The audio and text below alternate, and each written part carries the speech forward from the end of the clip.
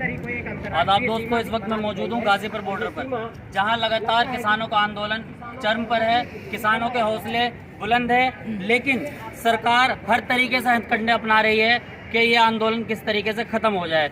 मेरे साथ किसान तो मौजूद थे, तमाम जवान भी ये वो जवान हैं जो शुरू से यहाँ पर डटे हुए हैं। और मैं कैमरा पर्सन से कहूँगा कि वो दिखाएं कि यहाँ पर कटीले तार लगाए गए हैं। मैं कहूँगा कि करीब आकर दिखाएं ताकि दर्शक ये देख पाएं कि किस तरीके से सरकार जो है वो तमाम कोशिशों को करने में लगी हुई है। कटीले तार है और यहाँ पर नीचे कील लगाई गई हैं। ये कीलें इसलिए लगाई गई हैं ताकि किसान जो है वो इधर ना आ सके, ताकि किसानों का जो है आना जाना यहाँ पर बिल्कुल बंद हो जाए और ये आंदोलन को किसी तरीके से समाप्त कर दिया जाए। लगातार यहाँ पर जो है माहौल को बिगाड़ने की कोशिश की जा रही है। और जैसा कि पिछले साल 26 जनवरी पर दिल्ली के अंदर माहौल को बिगाड़ने की कोशिश की गई थी, इसी तरीके से गाजीपुर आंदोलन को भी बिगाड़ने की और ख़त्म करने की कोशिश की जा रही है। अभी पीछे एक वीडियो आई थी, वो वीडियो के बारे में मैं इन लोगों से बात करना चाहूँगा कि वो नंद किशोर गुर्जर जो लोनी का विधायक है, उसने ये कहा था कि जो किसान यहाँ पर बैठे हैं वो जो है यहाँ पर 100% आतंकवादी है। उनको लेकर मैं बात करना चाहूँगा। मेरे साथ तमाम जवान मौजूद है कि क्या कहना चाहेंगे सर, आप क्या संदेश देना चाहेंगे कि ये किसान आतंकवादी है? जमीन तुम्हारी है, धमक हमारी होगी, आगाज तुमने किया, अंत हम करेंगे। मैं मणिदेव चतुर्वेदी, रिटायर्ड बीएसएफ बनारस से। सबसे पहले जो आपने प्रश्न किया है, मैं कहता हूँ कि ये जो बैरिकेटिंग, ये जो किल ठोकी जा रही है, कहा जा रहा है सरकार की तरफ से कि उपद्रव न कर सके।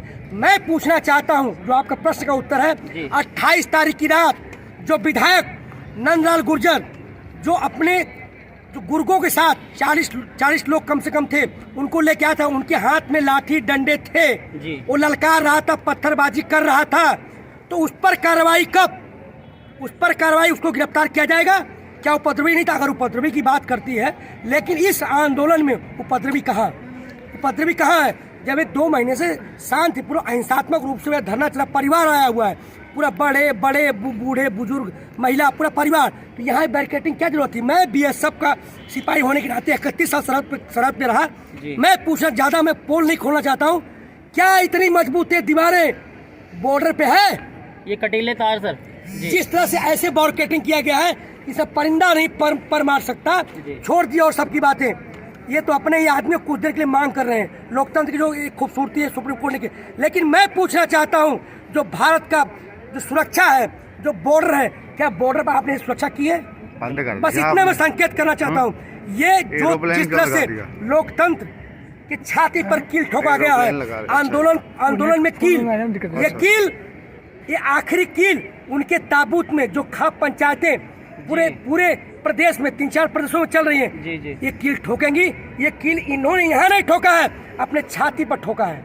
जी, कपिल मिश्रा जिसने दिल्ली को जलाने का काम किया था, इसी तरीके से नंद किशोर गुर्जर ने अपने बयान में एक बात और कही है कि या तो सरकार इन लोगों को शूट करे, और अगर सरकार को किसी तरीके की परेशानी आ रही है तो सरकार हमें बताए, मेरा पूरा समाज और एनसीआर के लोग मेरे साथ हैं, हम जूते मारकर किसानों को भगाने का काम करेंगे।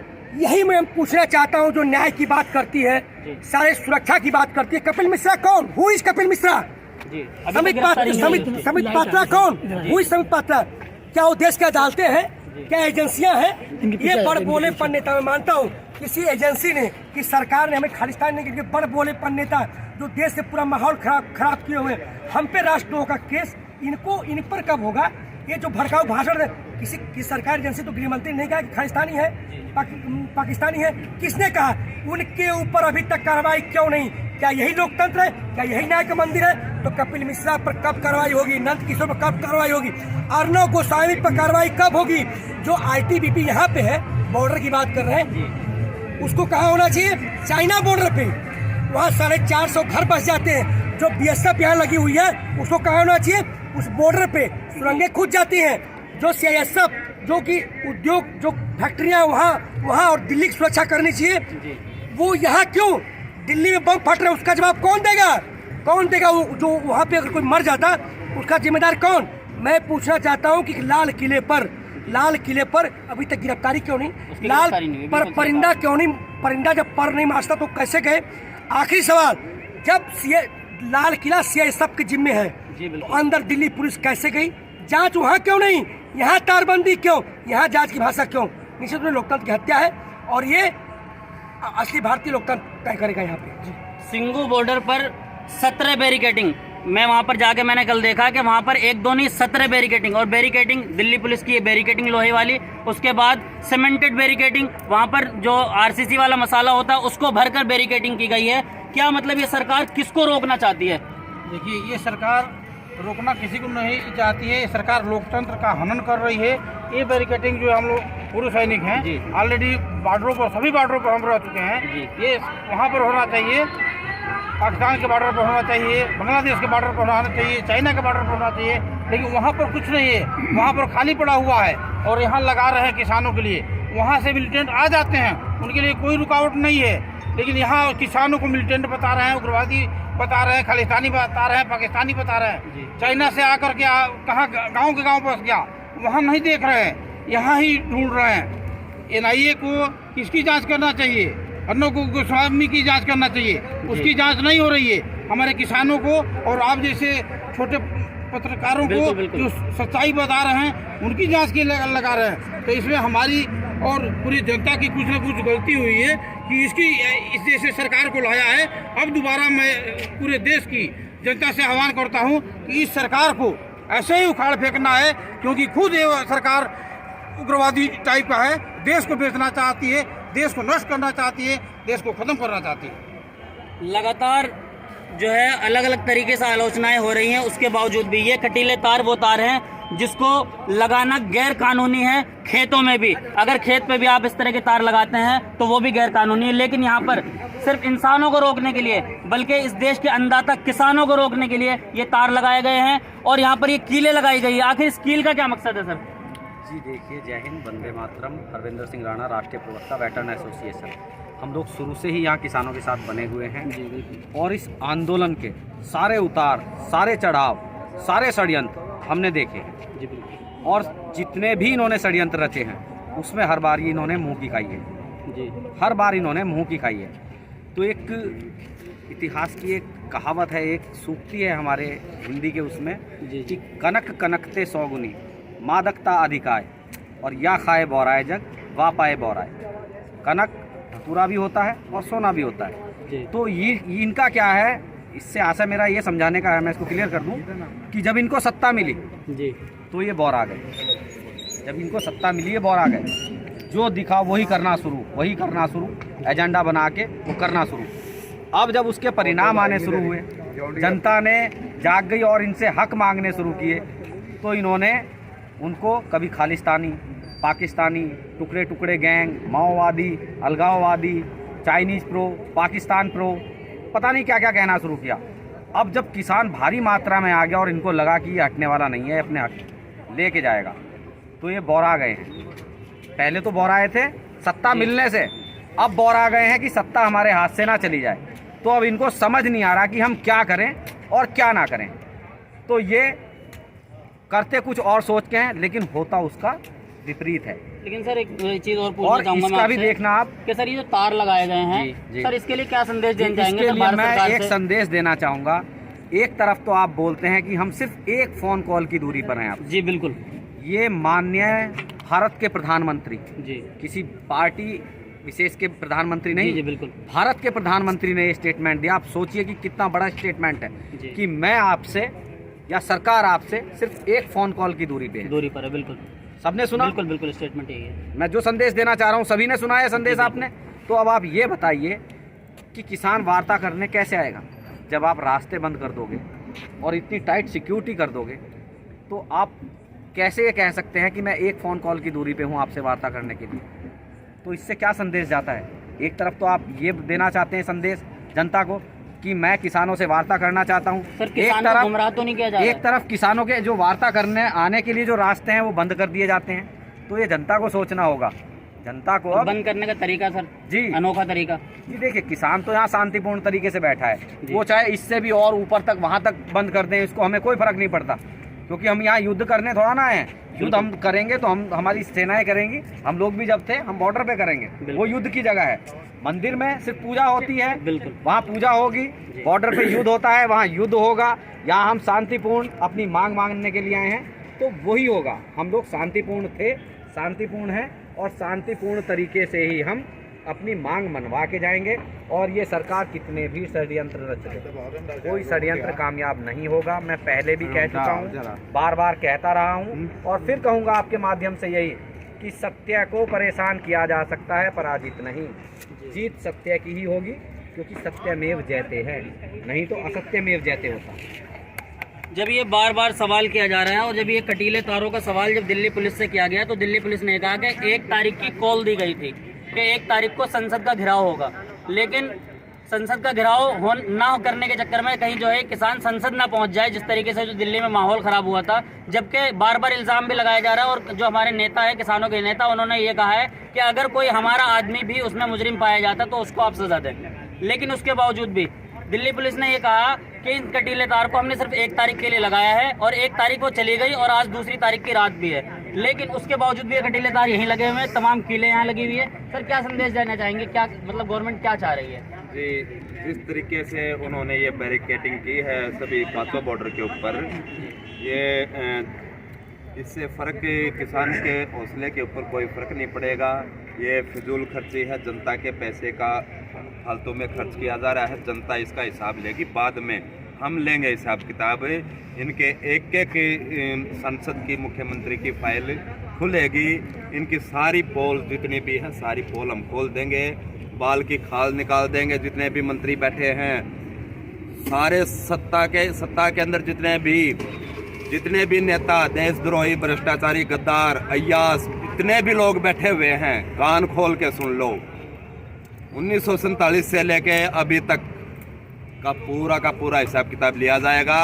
कितने तुमने फार्म हाउस बनाए हैं, कितने तुमने देश से बाहर प्रॉपर्टी खरीदी है और देश के अंदर तुम क्या कर रहे हो, बच नहीं सकते। पहली तो चीज़ ये, मैं राष्ट्रीय सचिव वेटरन्स एसोसिएशन पूर्व सैनिक संगठन ऑल इंडिया अनुराग लठवाल। दूसरा, जो ये बैरिकेडिंग आप लगा रहे हो, ये जानवरों के लिए, जानवरों को तो रोक सकती है, इंसान से नहीं रुकेगी ये। अगर आपको बैरिकेडिंग लगानी है तो बंगाल के अंदर लगाइए। 1500 किलोमीटर का जंगली इलाका हमारा खुला पड़ा है, जहाँ से लगातार नकली नोट और तरह तरह के ड्रग्स वहाँ से टनों के हिसाब से देश के अंदर आ रहे हैं, जा रहे हैं, किसी को पता ही नहीं है। मैंने देश के बॉर्डर के ऊपर खड़ा होकर 3.5 साल में पुंछ के इलाके में फेंस कराया है। लोकेशन नहीं बताऊंगा मैं, जगह जिला बहुत बड़ा होता है, वहाँ किसी की परिंदे की हिम्मत नहीं है पर मार जाए, वहाँ खाली सेना का जवान होता है। वहाँ पर भी ऐसी फेंसिंग नहीं है जैसी इन्होंने यहाँ उन आदमियों के लिए जो -56 डिग्री में लेह लद्दाख के अंदर बैठे हैं सैनिक, उनके माता पिता यहाँ बैठे हुए हैं, उनके लिए ये फेंसिंग है।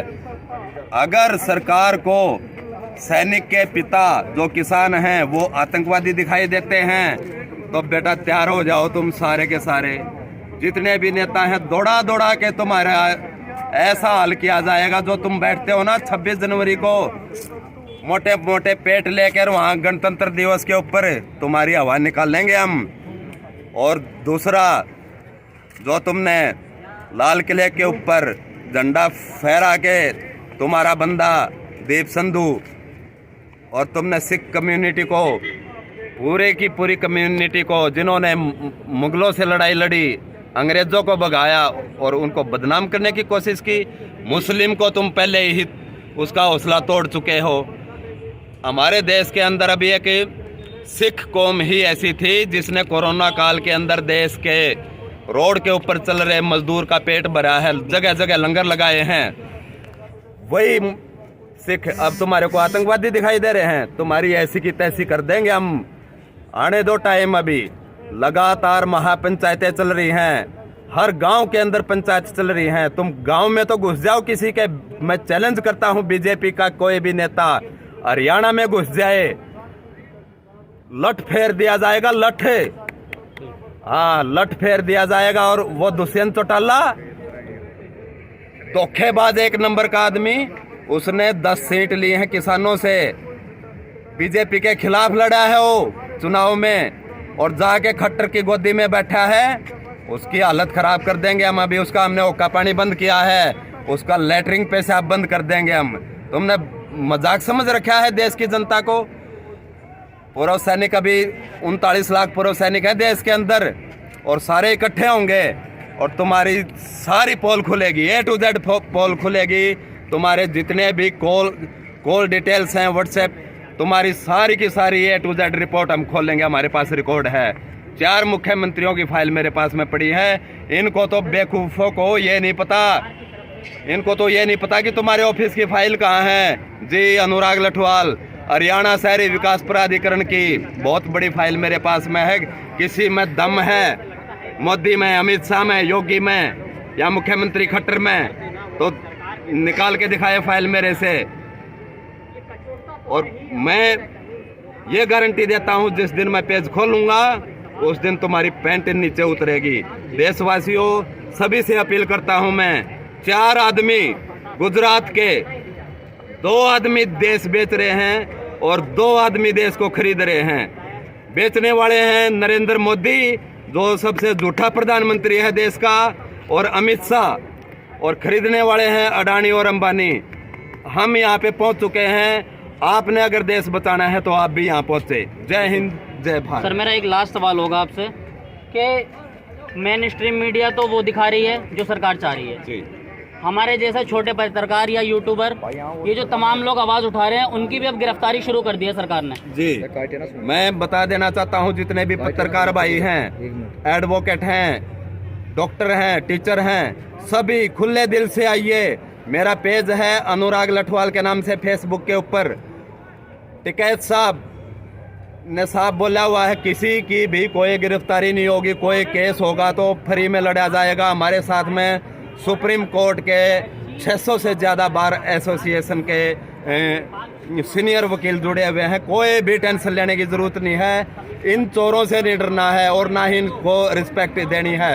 A to Z नेता ब्लडी फुल नॉनसेंस चोर है, गद्दार है, अय्यास है। इनकी खाल उतारने का टाइम आ गया है अभी। बिल्कुल एकदम यूनिटी के साथ में आइए और इन बढ़ुओं से एक एक चीज़ का हिसाब लीजिए। बहुत बहुत शुक्रिया। ये थे हमारे साथ सैनिक मौजूद। इन्होंने आज मेरा भी सीना चौड़ा कर दिया, मुझे तसल्ली दी है कि टिकैत साहब ने ये कहा है कि आप बिल्कुल खुलकर काम करिए। अगर किसी की गिरफ्तारी होती तो 600 लोग यानी कि 600 एडवोकेट जो हमारे साथ मौजूद हैं वो हमारा फ्री में केस लड़ेंगे। इन्होंने आज मुझे भी बहुत तसल्ली दी है और मैं इन लोगों को दिल से सलाम कहूँगा। इन लोगों ने सरहद पर रहकर जो रखवाली करी है, आज यहाँ पर दूसरी सरहद पर खड़े हैं। ये दिल्ली पुलिस ने सरहदें बना दी है, जबकि यहाँ पर इसकी कोई ज़रूरत नहीं थी। यहाँ पर इंसान रहते हैं और ये कटीले तार वो तार हैं जिसको लगाना जानवरों के लिए भी गैर कानूनी है। यहाँ पर इंसानों को रोकने के लिए तार लगाए जा रहे हैं। कैमरा पर्सन बिलाल के साथ मैं मोहम्मद जफर, NHO आवाज़।